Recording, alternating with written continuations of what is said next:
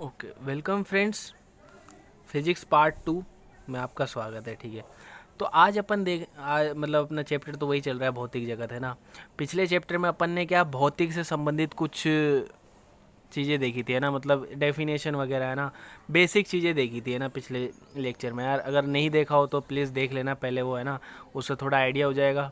ठीक है, link description में यहाँ से भी जा सकते हो। ठीक है, सो गाइज आज अपन देखने वाले हैं प्रकृति में मूल बल, है ना। टॉपिक मान लो आज का टॉपिक क्या है अपना, तो टॉपिक क्या है, प्रकृति में मूल बल,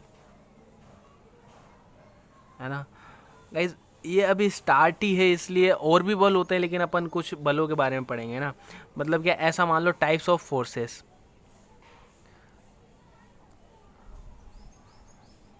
ठीक है, फोर्सेस इन नेचर मान लो, है ना। ठीक है, मतलब जो चैप्टर में दे रखा है वो।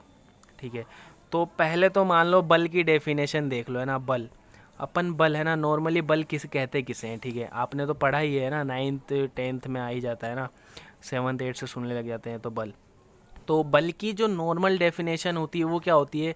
मान लो आपको अपना बल दिखाना हो तो आप क्या करोगे, बैठे बैठे कुछ सोचोगे थोड़ी, है ना, सामने वाले को कुछ बोलोगे थोड़ी, करके दिखाओगे, है ना। मान लो या तो किसी को धक्का दे अपन, है ना, क्या चीज़, किसी को धक्का दे या फिर अपनी तरफ खींचे, तो वो अपने अंदर बल होगा, बोलते हैं ना ताकत। इसमें इतनी ताकत है, उसने उतनों को मार दिया, उसने उसको खींच लिया, तो गाइस, है ना।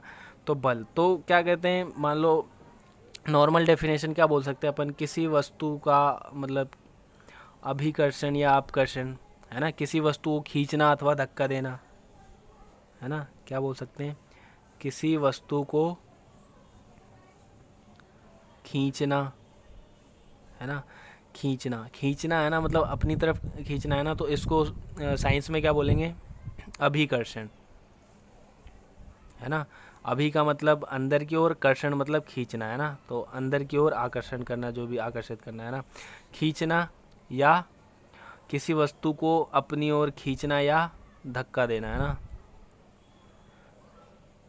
खींचना या धकेलना। 9th में तो ऐसी डेफिनेशन थी जहाँ तक मुझे याद है। ठीक है, धकेलना को क्या बोलते हैं, अपकर्षण, है ना, धक्का देना।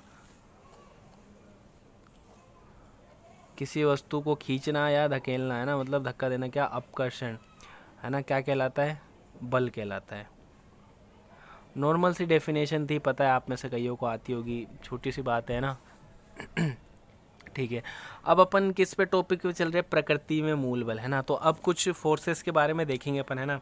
तो इसमें से पहला फोर्स क्या दे रखा है अपने को, ग्रेविटेशनल फोर्स। ज़्यादा डेप्थ में नहीं जाएंगे, ज़्यादा डेप्थ में आगे है ना, मतलब ज़्यादा गहराई में नहीं, नॉर्मल नॉर्मल से अपन पढ़ेंगे। ठीक है, तो पहला कौन सा है, ग्रेविटेशनल फोर्स, है ना। मतलब क्या है, गुरुत्वाकर्षण बल। ठीक है गाइज, मैं पहले ही बोला था आपको यार, थोड़ी थोड़ी इंग्लिश यार अब आनी चाहिए। अपन साइंस में तो वाले हैं, साइंस में बिना इंग्लिश के अधूरी है ना, थोड़ी बहुत तो आनी चाहिए। इसलिए मैं आपको आपके सामने लिखता हूँ, ताकि आप भी थोड़ा मोटिवेट होकर खुद से बोलें और लिखें। ठीक है, तो गुरुत्वाकर्षण बल, है ना। तो गुरुत्वाकर्षण बल नॉर्मली अपन जानते आ रहे हैं ना, क्या है, ये दो पिंडों के बीच लगने वाला बल, है ना। दो पिंड है जिनका क्या होगा, द्रव्यमान होगा, M1 ले लिया, M2, तो इनके बीच में क्या है, एक अट्रैक्शन आ जाता है। ठीक है, तो इसे क्या बोल रहे हैं अपन, गुरुत्वाकर्षण बल।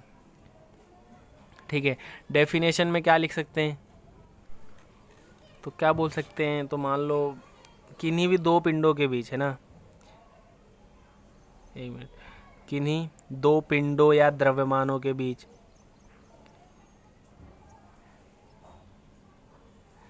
क्या होगा, लगने वाले आकर्षण बल,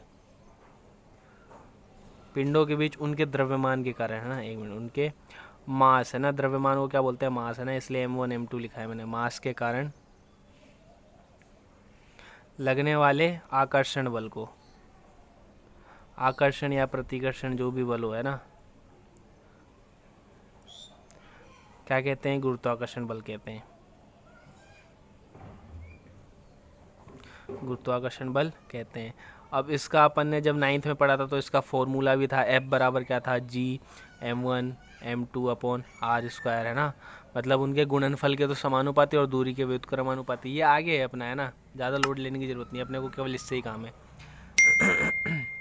क्या है, किन्हीं भी दो पिंडों के बीच उनके द्रव्यमान के कारण लगने वाला आकर्षण बल को क्या कहते हैं, गुरुत्वाकर्षण बल। ठीक है ना, दो पिंड ले लिया, इनके बीच में लगने वाले बल को क्या गुरुत्वाकर्षण बल कहते हैं। जैसे अपन भी मान लो अपना भी मास है ना, अपन ले है ना, एक तो अपना मास है ना, मान लो अपन मास है, दूसरा क्या है अर्थ का मास है। ठीक है, तो ज़्यादा मास किसका है, ज़्यादा मास है अर्थ का, है ना, इसलिए अपन क्या अर्थ की ओर झुकते हैं, है ना, मतलब अर्थ अपने को अट्रैक्ट करता है, अपनी ओर खींचता है ना। ठीक है, अब आप बोलोगे कि कुछ उड़ते भी है, तो उड़ने के लिए वो विशेष चीज़ बनाते हैं ना, मतलब उड़ने के लिए क्या पंखों की डिजाइन ही कुछ इस तरीके से बनी हुई होती है ना, कि उड़ने में उनको सहायता मिलती है ना, जैसे हवाई जहाज भी हो गया। ठीक है, और मान लो किसी का गुरुत्वाकर्षण क्षेत्र पार करना हो तो उसके लिए भी है ना, जैसे रॉकेट वगैरह भेजते हैं। ये सब अपने आगे के पाठों में, अपने को केवल यहाँ पे इंट्रोडक्शन दे दिया कि इस फोर्स के बारे में अपन पढ़ेंगे, है ना, ज़्यादातर 11th-12th में ना डीप में। तो पहला बल तो ये हो गया। ठीक है, और ये क्या है, सबसे क्या कमज़ोर बल है ना, जो अपन पढ़ेंगे उसके हिसाब से, ज़्यादा थोड़ी है, मतलब उड़ भी तो सकते हैं। ठीक है, इसकी आपेक्षिक प्रबलता कितनी है, प्रबलता है ना, वो कौन सी, आपेक्षिक।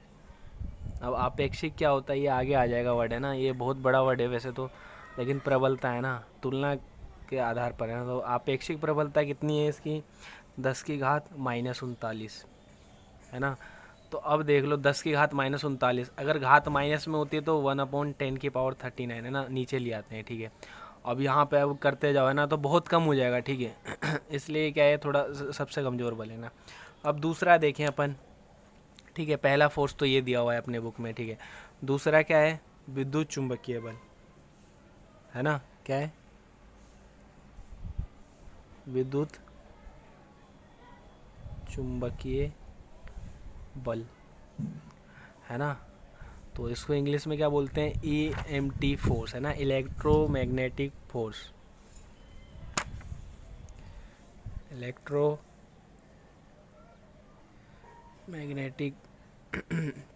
फोर्स। ठीक है, अब ये क्या है, आवेशों के कारण लगने वाला बल है ना। आवेश यार सुना तो होगा ना 10th में, है ना, आवेशों के कारण लगने वाला बल है। ठीक है, आवेशों के कारण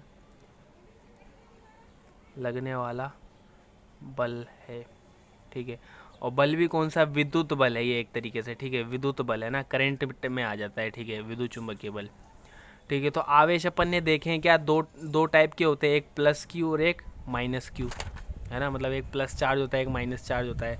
तो ये एक जगह स्थिर होते हैं ना, तब इन पे कौन सा बल लगता है, कूलाम बल, है ना, फोर्स है ना, स्थिर रहेगा तो कूलाम बल।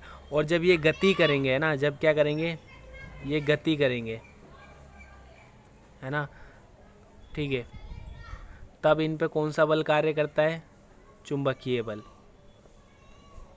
ठीक है ना।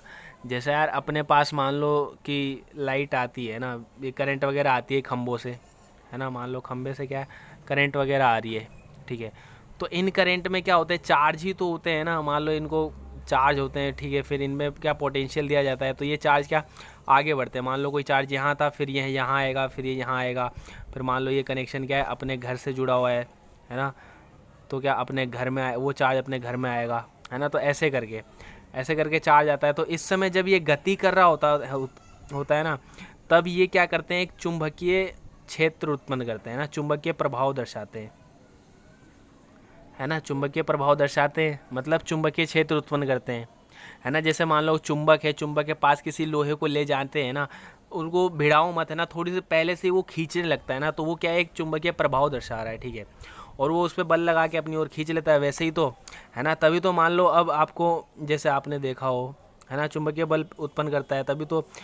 अब मान लो करंट आ रहा है, आप अगर जाओगे, है ना, लोहे के डंडे से मारे अपन, तो अपन क्या होते हैं, चिपक जाते हैं ना।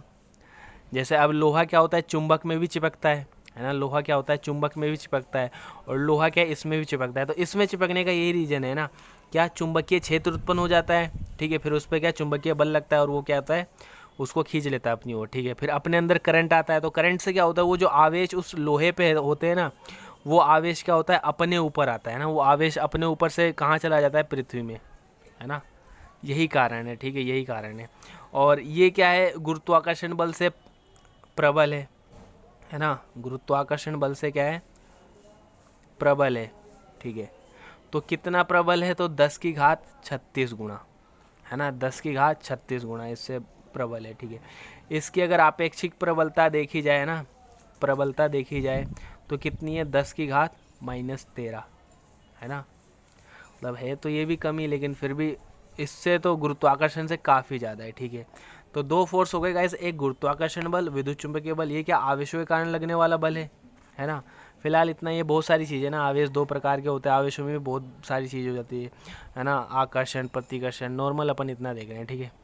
ओके सो गाइस अब थर्ड फोर्स देखें अपन, तो थर्ड फोर्स क्या है, प्रबल नाभिकीय बल, है ना, प्रबल नाभिकीय बल, ठीक है। अब ये नाम से ही प्रबल दिख रहा है ना, तो प्रबल ही है, ठीक है। तो अब ये नाभिकीय बल है ना, नाभिक तो पता है अपने को, है ना, कोई परमाणु होता है, ठीक है, उसे कैसे दर्शाते हैं, ऐसे ही दर्शाते हैं अपन नॉर्मली, है ना। ये प्लस वाला साइन क्या चीज़ करता है, इसमें क्या होते हैं, प्रोटॉन, है ना, और इसके साथ में क्या होते हैं, न्यूट्रॉन, ठीक है। और साइड वाले इनमें क्या होते हैं, इलेक्ट्रॉन्स होते हैं, ठीक है। इनमें क्या होते हैं, बाहर वाली कक्षा में क्या होते हैं, इलेक्ट्रॉन, ठीक है। तो नाभिक क्या होता है, बीच वाला भाग, है ना, बीच वाला भाग जहाँ प्रोटॉन और न्यूट्रॉन होते हैं उनको क्या बोलते हैं, नाभिक, ठीक है। तो नाभिकीय बल, तो नाभिक में लगने वाला बल। अब नाभिक में बल क्यों लगेगा, है ना, तो नाभिक में प्रोटॉन और न्यूट्रॉन होते हैं, ठीक है। तो इनको क्या बांधे रखता है, ये प्रोटॉन और न्यूट्रॉन को क्या करता है, बांधे रखता है ना, इन दोनों को अट्रैक्ट करके रखता है ना, जोड़े रखता है एक तरीके से, ठीक है, समझ में आ रहा है ना, क्या करता है ये, प्रोटॉन और न्यूट्रॉन को बांधे रखता है, ठीक है। अब प्रोटॉन और न्यूट्रॉन, है ना, ये यही है प्रबल नाभिकीय बल, ठीक है। अब प्रोटॉन और न्यूट्रॉन को क्या बोलते हैं अपन, क्या बोलते हैं, इन दोनों को एक साथ क्या नाम दिया अपन ने, न्यूक्लियन, है ना। ये सब आगे है ना, सब आ जाएगा, लेकिन फिर भी थोड़ी बहुत चीज़ें देख लो। और ये दोनों किसके बने होते हैं, तो ये बने होते हैं क्वार्क के, है ना, ठीक है। अब हो गया है ना, प्रबल नाभिकीय बल इतना ही था।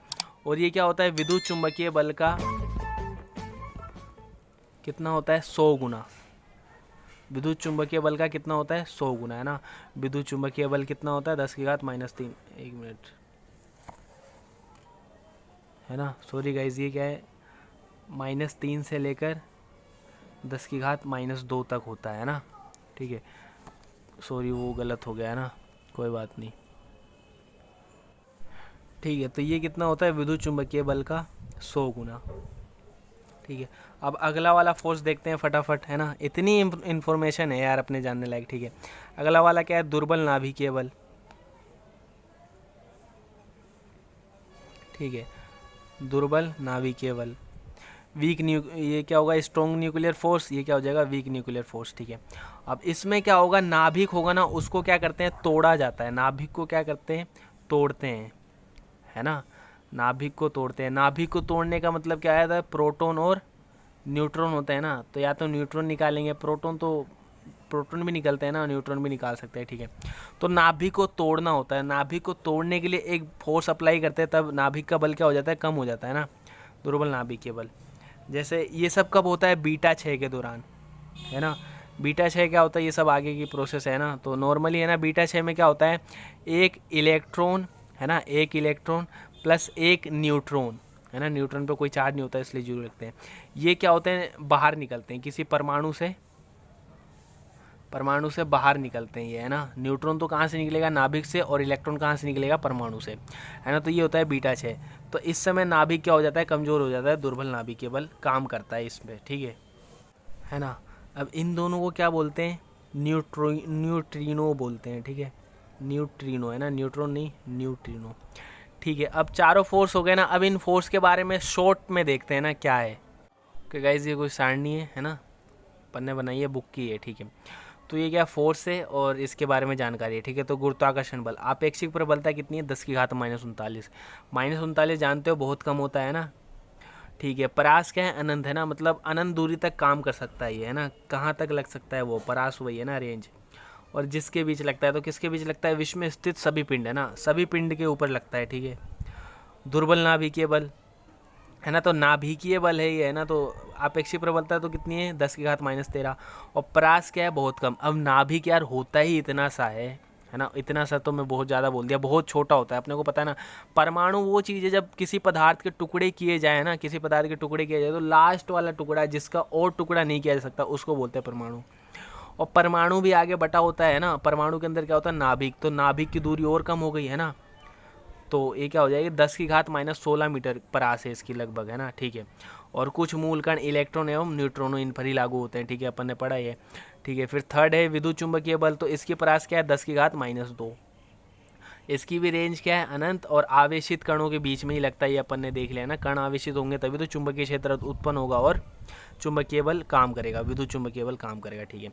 अब प्रबल नाभिकीय बल, इसकी आपेक्षिक प्रबलता क्या है 1, है ना, मतलब कुछ भी माइनस वगैरह में नहीं है ना, तो ये सबसे ज़्यादा है ना, ये सबसे ज़्यादा है। बाकी सब 0 पॉइंट कुछ कुछ है ना, 0.001, 0.0000 ऐसा कुछ करके, है ना, ठीक है। और इसकी भी क्या है रेंज, क्या है 10⁻−15 मीटर, मतलब परास, है ना, -15 मीटर, बहुत छोटी दूरी होती है, ठीक है। न्यूक्लियन और भारी मूल कणों के बीच लगता है ना, ठीक है। बस इतनी सी चीज़ थी, अपन ने पता चल लिया। ये सारणी सबसे इंपॉर्टेंट है ना, फोर्स के बारे में समझ लिया और इनमें से भी क्वेश्चन बन जाते हैं, ठीक है। अब इनके बीच देखा जाए ना, तो इनके बीच कितना अंतर है, तो 100 गुणे का अंतर है, ठीक है ना, ऐसे ही निकाल सकते हो इनके बीच। तो 10⁻−2, 10⁻−11, तो 10 मतलब -13, -11 का अंतर है। इनके बीच कितना अंतर है, तो 10⁻−3, है ना। 40 में से 13 जाएंगे तो 10⁻−3, 3 क्या है ना, 39 में से 13 जाएंगे तो बताओ 26, है ना।